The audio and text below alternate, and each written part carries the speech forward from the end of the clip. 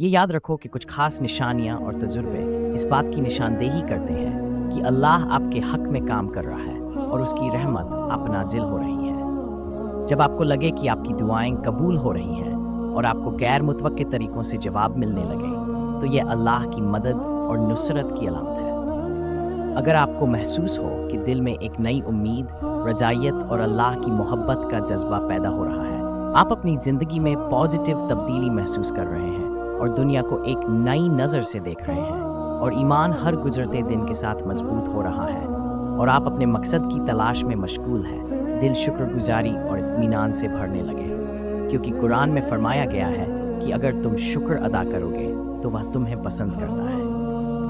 अगर ऐसा महसूस होने लगे कि आपका दिल दूसरों के लिए मोहब्बत और शफकत से भर रहा है और आप अपने ताल्लुकात को मजबूत बनाने की कोशिश कर रहे हैं, तो ये सब इस बात की निशानी है कि आप अल्लाह की रहमत के करीब हैं और उसका धीमा और मोहब्बत भरा असर आपकी ज़िंदगी में नुमायां हो रहा है। जैसा कि फरमाया गया है, जो लोग ईमान लाए उनके दिल अल्लाह के जिक्र से मुतमिन हो गए। आपके दिल में मोहब्बत, उम्मीद और अल्लाह की कुदरत का इतराफ़ बढ़ रहा है। आप अपने ख्वाबों और दुआओं के पूरा होने का मुशाहिदा कर रहे हैं और अल्लाह की हिकमत और रहनुमाई पर यकीन रखते हैं। यह सब इस बात का सबूत है कि अल्लाह आपके हक में काम कर रहा है और उसकी रहमत आप पर नाजिल हो रही है कि नर्क आपकी मेहनत और खालिस नियत का फल आपको जल्द मिलने वाला है।